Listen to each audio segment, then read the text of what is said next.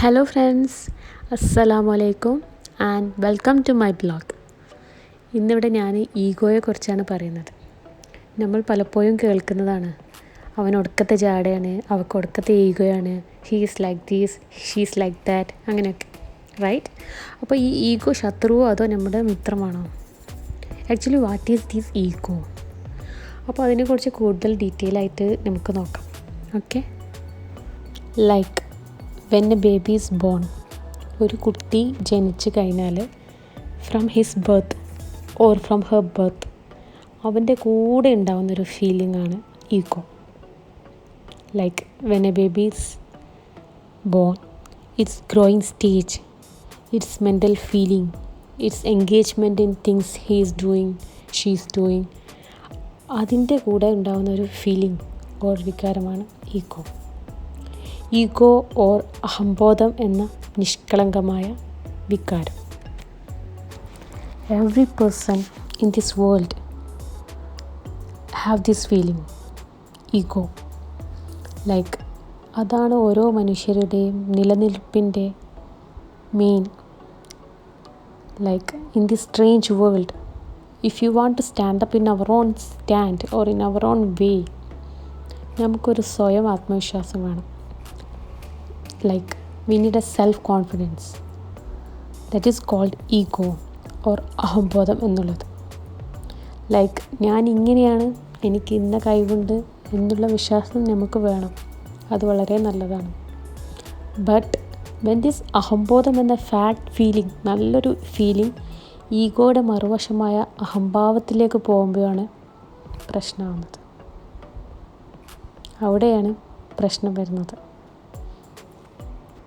Let me share you a beautiful story. ഒരു നല്ലൊരു കഥ ഞാൻ പറഞ്ഞു തരാം.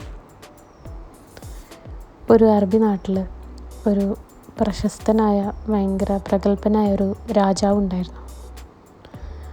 ആ രാജ്യം ഭരിച്ചിരുന്ന രാജാവ് എന്തുകൊണ്ടും ആ രാജ്യം ഭരിക്കാൻ യോഗ്യതയുള്ള രാജാവ്, ഭയങ്കര പണക്കാരനായ രാജാവ്, എന്നും നല്ല വസ്ത്രങ്ങളും ആഭരണങ്ങളും എല്ലാം ഇട്ടിട്ടാണ് നടക്കാറും ആ പവറും കാട്ടിയിട്ട് ഭയങ്കര ലക്ഷറിയസ് ലൈഫായിരുന്നു. അങ്ങനെ ഈ രാജാവ് തൻ്റെ അന്യപ്രദേശത്തുള്ള തൻ്റെ സുഹൃത്തായ മറ്റൊരു രാജാവിനെ കാണാൻ വേണ്ടി യാത്ര തിരിക്കാൻ തീരുമാനിച്ചു. 5-6 ദിവസത്തെ യാത്രയാണ്. അപ്പോൾ അതിൻ്റെ ഒരുക്കങ്ങളൊക്കെ തുടങ്ങി. അതിനുള്ള ഭക്ഷണവും വെള്ളവും വസ്ത്രങ്ങളും എല്ലാം പാക്ക് ചെയ്തു.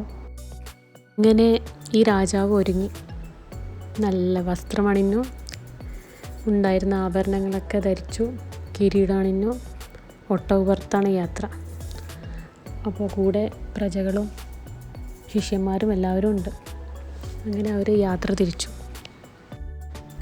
യാത്രക്കിടയിൽ അതിശക്തമായ പൊടിക്കാറ്റ് അടിച്ചു, ഹെവി കാറ്റ്. The people can't see each other. And this king missed every person behind him, one by one. രാജാവ് ഒറ്റക്കായി. At last, he became alone. Nobody there. All the people went different way. രാജാവിനാണെങ്കിൽ വിശന്നിട്ട് നിൽക്കാനും വയ്യ, എല്ലാവരെയും മിസ്സായി. The king feel very thirsty and hungry. He looked all around. എല്ലാ ഭാഗത്തേക്ക് നോക്കി. At last he saw a poor man sitting on a tree, near a tree. A poor man sitting near a tree. And the രാജാവിന് അത് കണ്ടപ്പോൾ he became happy because he is hungry. അങ്ങനെ king ഈ poor manൻ്റെ അടുത്ത് വന്നു. King asked the poor man, "Hi, I am the king of this place. I have this power and give me water and food. I am very thirsty, hungry. Please give me water." The poor man reply was like, "No, I can't give you."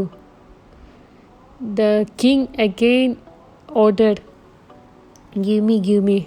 His reply was same.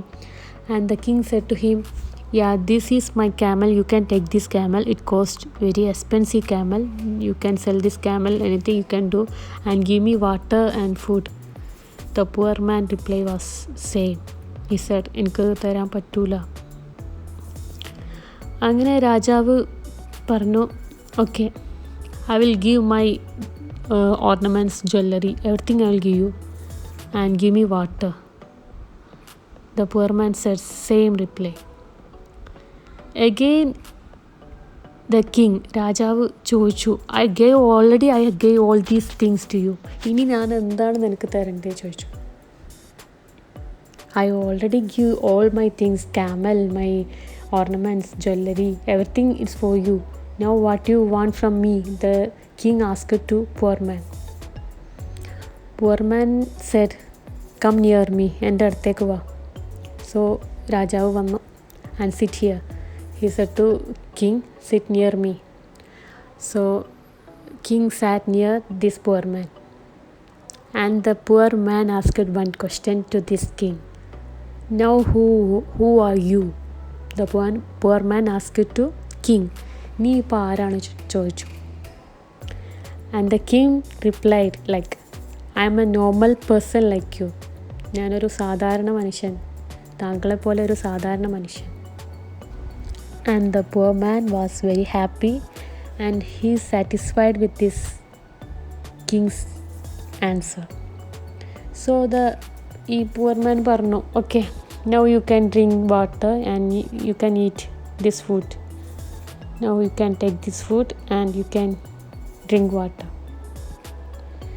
So my dear friends, what you understand by this story? ഈഗോയുടെ മോശമായ ഭാഗം അഹംഭാവം, ഈഗോയുടെ നിഷ്കളങ്കമായ അഹംബോധത്തിലോട്ട് മാറിയത് നമുക്ക് മനസ്സിലായി അല്ലേ? രണ്ടും ego തന്നെയാണ്. സത്യത്തിൽ അഹംഭാവം എന്നുള്ളത് നമ്മുടെ ഓൺ ഫീലിങ്സ്, അതിനെ നശിപ്പിക്കുകയാണ് ചെയ്യുന്നത്, അതിനെ കൊല്ലുകയാണ് ചെയ്യുന്നത്. പലപ്പോഴും ഞാൻ എന്ന വികാരത്തെ ഒന്ന് ചവിട്ടി പിടിച്ചു നോക്കൂ, നമുക്ക് ഓരോരുത്തർക്കും മാറാൻ സാധിക്കും. ഓൾവേസ് ഞങ്ങൾ സഹജീവികളുടെ വ്യക്തിത്വത്തെയും അവരുടെ കാഴ്ചപ്പാടുകളെയും ചിന്തകളെയും റെസ്പെക്റ്റ് ചെയ്യാൻ വരാതെ വരുമ്പോഴാണ് നമ്മളുടെ ഓരോരുത്തരുടെ മനസ്സിലും ഈഗോ സ്റ്റാർട്ടാവുന്നത്. അപ്പോൾ ഫ്രണ്ട്സ്, അഹംബോധമല്ല ഡേഞ്ചർ, അഹംഭാവമാണ് ഡേഞ്ചർ. അങ്ങനെ അഹംഭാവം ഉണ്ടെങ്കിൽ അത് മാറ്റി നല്ലൊരു മനുഷ്യരായിട്ട് ഞങ്ങൾക്ക് ഓരോരുത്തർക്കും ജീവിക്കാൻ കഴിയട്ടെ എന്ന് ഞാൻ പ്രാർത്ഥിച്ചുകൊണ്ട് ഞാനിവിടെ അവസാനിപ്പിക്കുന്നു. കണ്ട എല്ലാവർക്കും വളരെയധികം നന്ദി. And keep supporting me. Thank you.